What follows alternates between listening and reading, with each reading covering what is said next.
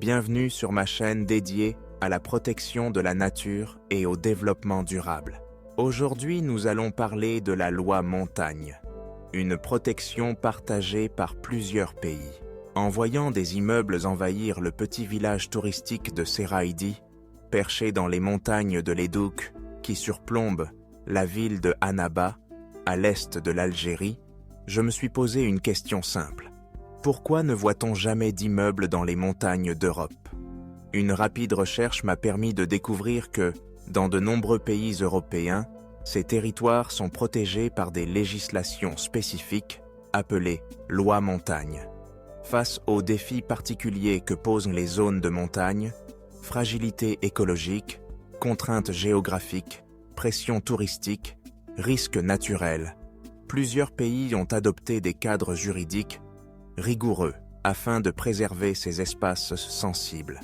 Ces lois montagne visent à concilier le développement économique avec la protection de l'environnement et la sauvegarde du patrimoine culturel et architectural.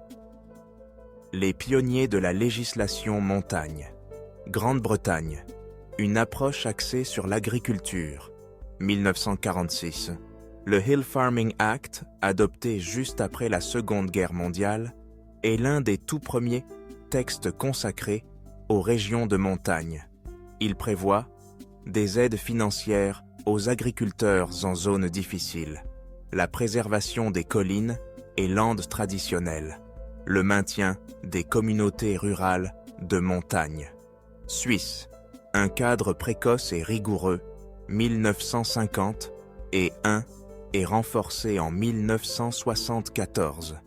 La Suisse a rapidement mis en place une législation protectrice, un zonage strict selon la sensibilité écologique, une planification cantonale spécifique aux régions alpines, une limitation des résidences secondaires pour contenir la spéculation, la préservation des paysages alpins. Autriche, une législation fédérale. Adaptée, 1950-1970. Chaque land autrichien a développé ses propres lois.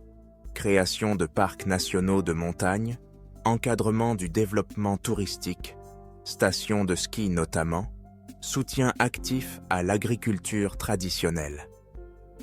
Italie, protéger les Alpes et les Apennins.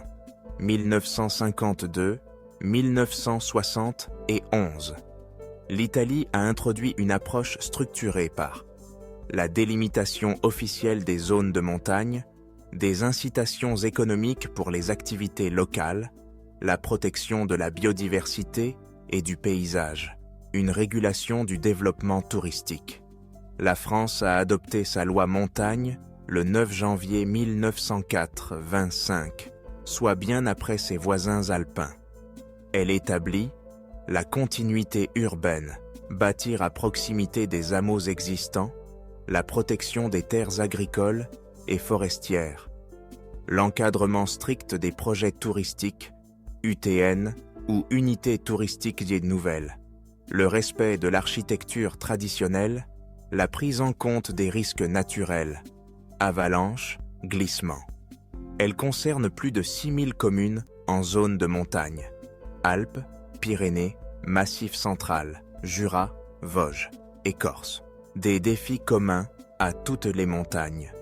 Pressions environnementales, érosion des sols et déforestation, fragilité des écosystèmes d'altitude, risques accrus, avalanches, glissements, incendies, impact croissant du changement climatique, défis économiques, déclin de l'agriculture montagnarde, spéculation foncière et pression urbaine, exode rural et les désertifications humaines, tourisme de masse mal maîtrisé, enjeux culturels, disparition de l'architecture locale, perte des savoir-faire anciens, uniformisation des paysages, rupture du lien intergénérationnel, vers une montagne durable, évolution récente, adaptation au changement climatique.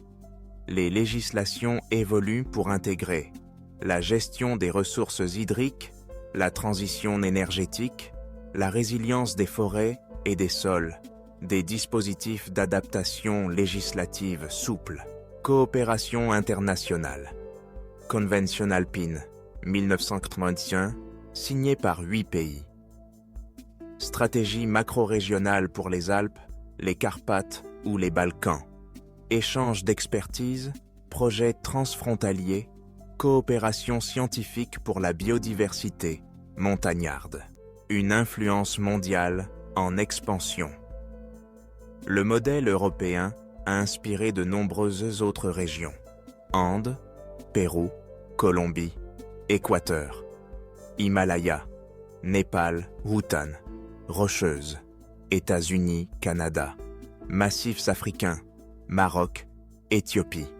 Chaque pays adapte ses principes selon son système politique, ses priorités sociales et ses spécificités géographiques. Et l'Algérie dans tout ça? L'Algérie dispose d'un patrimoine montagneux exceptionnel. Les monts de l'Edoug, la Kabylie, les Aurès, le Djourdjoura, l'Ouarsénis ou encore les Babors.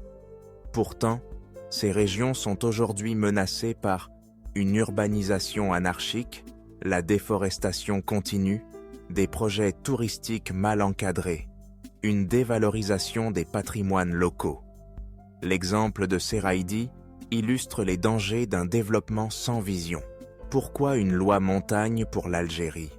Il est urgent que l'Algérie adopte une loi claire et ambitieuse pour ses montagnes, qui protège les massifs forestiers et la biodiversité, encadre l'urbanisation et les constructions en altitude, valorise l'architecture traditionnelle et les savoir-faire locaux, soutiennent l'agriculture, l'apiculture et le pastoralisme montagnard, anticipe les effets du réchauffement climatique, eau, sécheresse, feu. Un appel pour l'avenir. Alors que de nombreux pays ont compris, depuis des décennies, la valeur stratégique et écologique de leurs montagnes, l'Algérie reste sans cadre juridique spécifique. Pourtant, le temps presse. Le dérèglement climatique, l'érosion des terres, la perte de biodiversité.